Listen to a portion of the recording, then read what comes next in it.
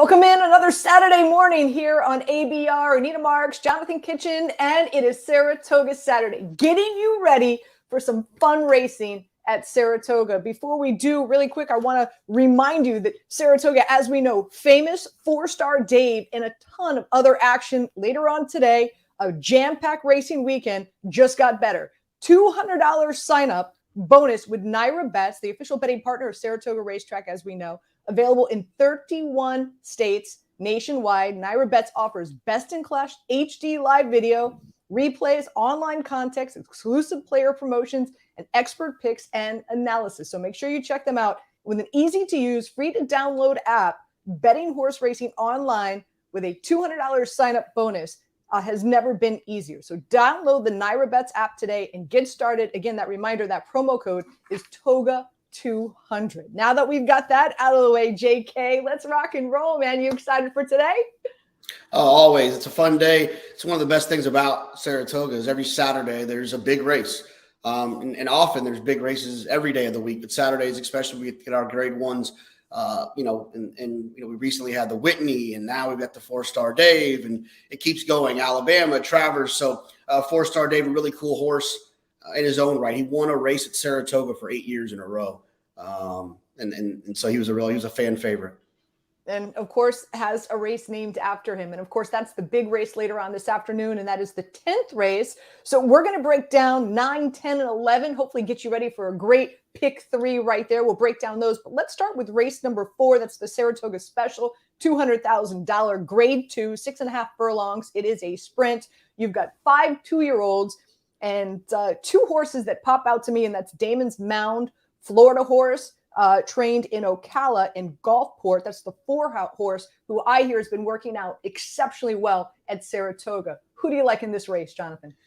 Yeah, I mean, the 4 Gulfport is one of those 2-year-olds that gets you excited for what's to come next spring in the Kentucky Derby. That's why these 2-year-old races are so exciting, is we know that these are the types of horses that are going to go on to fill the starting gate of the Kentucky Derby and be on the Derby trail throughout their 3-year-old year. And Gulfport feels like one of those talented racehorses. He's undefeated. His 2 starts were outstanding. His last start was outstanding over this racetrack. So he just feels like the type, not over this racetrack, at Churchill, but he feels like the type of horse that is going to be very tough to beat at this time of the year. Think about that 8th grader who was bigger than everyone else and was just better than everyone in basketball or football. And then, later in high school, some of the other kids can catch up. But right now, Gulfport is that 8th grader. Were you that 8th grader, JK? No. I was right you speak from experience. It sounds like. Were you that 8th grader? No, I just like I've seen them before. I've seen those. It's funny. Growing up, I was always really athletic. And as you know, girls develop a lot faster than boys when we were younger. So I was that 8th grader, right? I was always either captain or first pick who dominated sports. And then, of course, as the boys went through puberty, that all went away. But nonetheless, so I feel Gulfport. I'm always going to ask you each and every time we break down a race, how would you play this? Take us to the window, because here's as we know, there's the race number 4, Saratoga Special, as well as the Fourstardave, race number 10. We know these are the big races later on today, but not a lot of value play in these, especially they've got a very small field. So how would you play race number 4?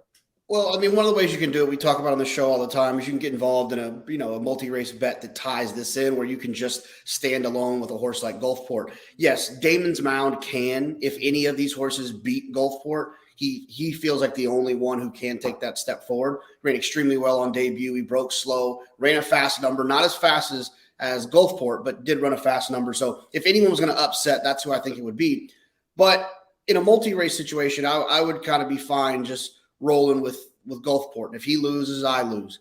But if he wins, then I'm in a position to pick up some other races around it. The other thing you can do is just, the good old exacta. I think there's nothing wrong with an ice cold exacta in here with Gulfport and Damon's Mound. It feels like those 2 horses are going to run 1-2 in here. The other ones are going to really have to take a step forward, and those 2 take a step back for them to try to move ahead of them in the pecking order.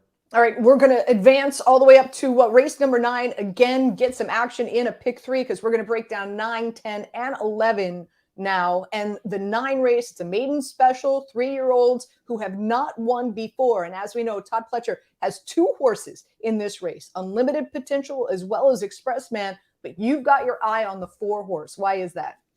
Well, I mean, I think the 4 is interesting. 4 Good. This is a horse that is a full to Breeders' Cup Juvenile Champion Good Magic. Now, it doesn't always suggest that, my friend Richie Migliore always says, I don't know who he uses, but I think he says like Joe DiMaggio had a couple of brothers and none of them were Joe DiMaggio. Like that doesn't mean that they're definitely going to be great, but it is a good starting point. They obviously have some talent.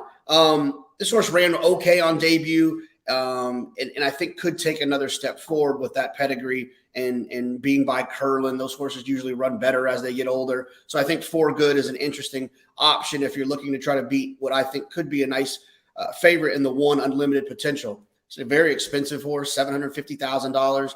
Now, they haven't started until they were 3, so there had to be some issues that prevented them from being like the next Gulfport, right? Starting as a 2-year-old and having all of these big races, but seems to be working extremely well in the morning. When you look at the workouts, they seem to be doing extremely well, and the grades have been coming back good on those as well. So I think those are 2 horses. If you're looking to play the late pick 3 or you're trying to fill out your late pick 4 or pick 5 ticket, those are 2 horses I would try to build around. All right, now we go to the big the big race today, and that's race number 10, the Fourstardave. As you said, a Saratoga legend who gets, of course, a race named after him. 500,000 G1, 1 mile on turf, 3-year-olds and over. So you've got 4 males, 1 mare. Whoever wins this gets an entry into the Breeders' Cup Mile, from what I understand. And there's one horse, and that's the mare that I'm keeping an eye on, and that's Regal Glory. Tell me, who do you like? Break down this race for us. Again, a very small field here you're working with. Yeah, it's funny. We talked about Gulfport kind of being that 8th grader. Regal Glory wasn't really that 8th grader. She was good when she was younger. She got a little bit better. She got a little bit better. And now she's really darn good. She's a talented racehorse. It gives me no pause that she's a female facing the boys. She runs just as fast as them, if not faster. And her rider, Jose Ortiz, has gotten to know her so well. He rides her with such confidence. In her last race in the Just the Game, she there was kind of some 2 runaways from her, and she sat chilly, and Jose didn't panic at all. He just sat chilly. They turned for home, and she blew by like they were tied to the quarter pole. Like, she is a very impressive horse, but she's got a couple of horses she has to deal with. A stablemate in Mason, who's been pretty impressive in his 3 North American starts. He started off really good. He's kind of leveled off a little bit. He was a little rank last time in his last race. And when we say the word rank, it's when they're not really listening to the cues of the rider. They're fighting them on the backstretch or early in the race, kind of throwing their head, wanting to do more when the rider wants them to do less, wasting a lot of energy. Still kicked home like a good thing, got a fast number that day. So you have a Hall of Fame trainer, a future Hall of Fame trainer in Chad Brown, you have a rider like Flavien Prat, you figure that from one start to another, they can kind of figure out a way to get Mason to relax. If Mason relaxes, I think Mason will win. I like Mason in here. Another horse you have to mention is the 1 Casa Creed. Casa Creed is owned in partnership with Lee Einsiedler, one of the founding partners of Casamigos Tequila. So hence the name Casa Creed. This is a horse that's a better sprinter in my opinion, but has run really good races going a mile and can get the job done in this spot if one of the other 2, I think, stubs their toes. So how are you playing this? Take us to the window. Yeah, I mean, I'm going to try to beat Regal Glory with Mason. Regal Glory is a fan favorite. She is the best female in that kind of middle turf division, but she's facing a horse in Mason who I think is progressing, who I think could be pretty talented in his own right, and he'll be a better price because he doesn't have the name recognition that Regal Glory does. So in multi-race bets, I'll put 80% of my money through Mason. I'll also have a couple of tickets with Regal Glory and Casa Creed, but my main play here is going to try to get Mason home in front of Regal Glory. Again, a Chad Brown horse, from what I understand as well. And last but not least, let's look at the 11th race. This is another maiden race, a claiming race. We've been talking a lot about claiming races here on Saturdays.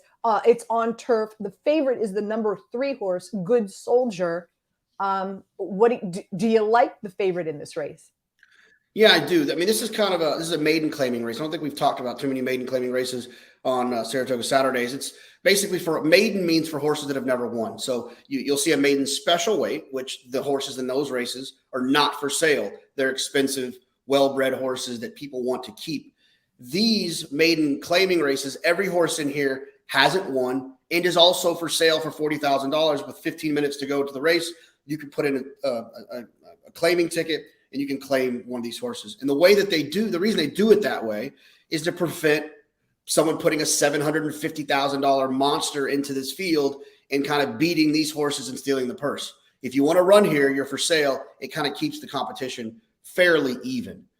A horse that I like in here, the 3 Good Soldier, is a horse that has been running in maiden special weight races, has been running protected. They have tried to keep this horse as long as they could, but this horse can't win those maiden special weight races. Has run good races in there, just can't win. So now they're going to drop this horse in class into a maiden claiming where I feel like he'll have an edge. He ran a little bit longer last time. I think he'll be finishing while the rest of them are stopping. Fantastic. Great stuff as always. Jonathon, enjoy your Saturday in Saratoga. I'm jelly as always. And then also just a reminder again, you got the Fourstardave later on this afternoon. So make sure you sign up with NYRA. You get that $200 signing bonus from NYRA Bets. Download the app. And again, just a reminder, the promo code is TOGA200. Jonathon, any final thoughts before we sign off on this Saturday morning? No, a couple of weeks left. We got 4 weeks left or 4 weekends left here at Saratoga. I'm going to try to take as much advantage of it as possible. Love it. All right, everybody. Good luck at the track, and we'll see you next Saturday.